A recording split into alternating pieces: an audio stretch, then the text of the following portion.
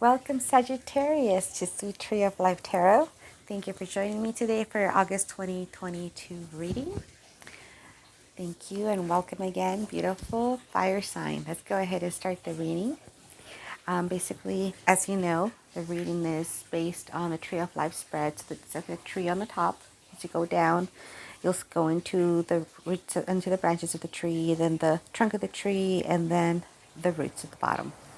And everything that happens in the heavens kind of reflects what's happening on our earth and vice versa. Let's go see what the reading is for today. For the card that's the issue today, I'm showing a Page of Wands. Because it is in the reversal, it is considered to be someone that has a creative vision that is kind of scattered and disorganized. So, so the cards here is kind of saying, okay, the message is you're kind of being a little bit disorganized and having trouble sticking with a project or seeing it through to completion. So let's see if we can find out why that is. Right here you have the Hierophant. It's a major arcana card. Now here, this card is usually one of religious traditions, of order, of rules. He's very wise and learned. He's also, kind of very structured in his way of thinking. So this is kind of like what's driving you forward, giving you that extra drive. You kind of have these rules that you have. You're very wise and learned. For some of you, there might involve some contracts, maybe with business, or maybe even for some of you, divorce or marriage or something like that. But it definitely deals with contracts. Right here, we're also seeing that he is offering a blessing. There are all the different religions behind him, the major religions. He is giving you kind of a sign here, which is basically giving you a blessing. Here with the cross keys, it does refer to unlocking of wisdom and higher truths.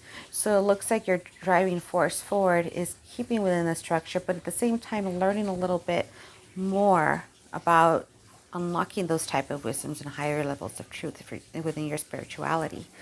So let's go ahead and continue on number 3 here. Major Arcana card is the Strength card. Now the Strength card here is in the position of creation. So right here it kind of tells you that it's a strength, not referring to a physical strength though. It's more of an inner strength, and strength and courage, because you have a line here as well. So it's definitely just kind of giving out that patience, kindness, confidence, and willpower. All of that represents that strength of mind that they're talking about here.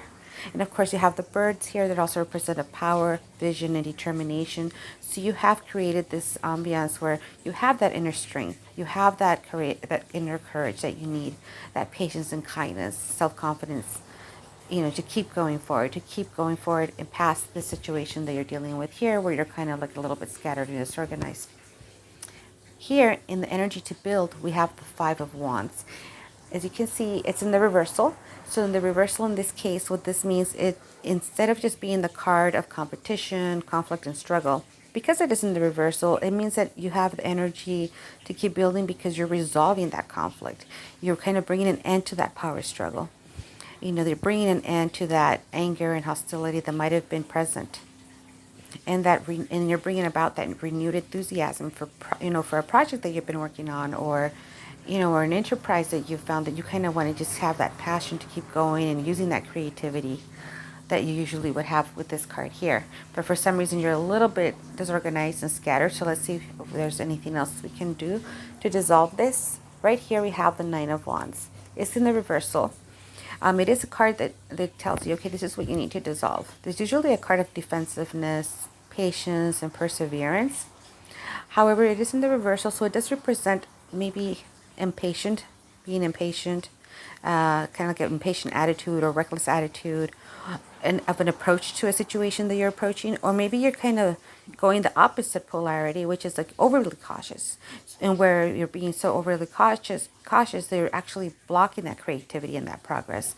So it looks like you are trying to get this dissolved, or you should get this dissolved, in order to continue growing that creativity and releasing that kind of blockage that you're having, that kind of scatteredness that you're feeling. Right here in the victory position card, let's I'm sorry. Let's go ahead and go in the middle of the card, the Queen of Swords. The Queen of Swords is like the synergy. So it's basically telling me all the energies of this card is bringing up a synergy, a bigger energy. And it's the Queen of Swords.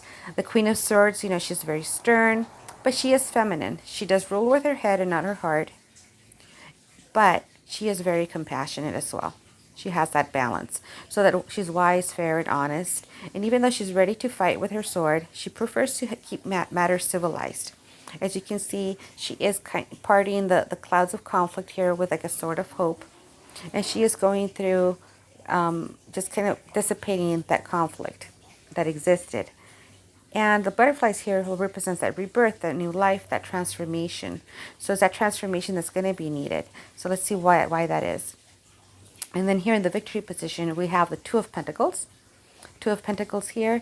It does indicate that a way for you to be victorious over this lack of creativity or this blockage you're having, or you're feeling very scattered and just kind of stuck. Right here is basically showing you that the Two of Pentacles, if it can show you how to be victorious over the situation, it's basically saying you have to keep things in balance. As you can see, she's very balanced. She has both pentacles there, both coins balanced in each arm without any issue. She has a power to be adaptive and has the ability to go with the flow. So that means that enjoying life, she's enjoying life, but still while rising to meet life's challenges. So she has that work-life balance where she's maintaining that in order to get over this creative block or this kind of scattered energy. She has to have that balance. So it's kind of just letting you know you have to have that balance between enjoying life and meeting life's challenges, and you have the power to adapt, and you do have that ability. So you have to kind of reach a little deep and get that out if it's not coming out just yet. What does it reveal that you want? The King of Pentacles. So the King of Pentacles is very down to earth. He's very, kind of very earthbound for sure. And he just seems very, thinks with his head, not his heart. He's not very emotional usually. But he is thoughtful and hardworking. He's very thorough. So he's definitely very much earthly bound. But because of that, he's kind of like all, he can be kind of like the knight a little bit, and where he might be working a little too much to get things done. However, even though he does have that ambition in wanting that security and prosperity, he's still reliable, very generous, skillful, knowledge in practical matters. He's very trustworthy. So this is kind of what you feel like you want to be. You want to be that kind of King of Pentacles where you have a prosperity, you have security, you're still reliable and trustworthy. So you can see here that even though he's not overly a sentimental king, he's still very loving and kind. So you want that balance of having not over emotion, but it's like the Queen of Swords here. They're very, very like-minded, where they're thinking more with their head than their heart, but still he's keeping his mind on his security, his ambitions, what he needs to get done, being trustworthy, and so forth. Right here in the Hangman, it's basically like the trunk of the tree. This is how others see you or how you see yourself, right? So it's a period of indecision. In period of indecision that you're just kind of hanging there. But all you need to do, as you can see, he's not really trapped. He just has to be taking his hand off his eye, out of his eye, so he can see the situation for what it is, and then kind of just wiggle out of there, and then just go into a much brighter path filled with more hope. So right now, others see you or you see yourself as that period of indecision. That's probably why you're over here kind of scattered, because you're kind of indecisive in what you need to do.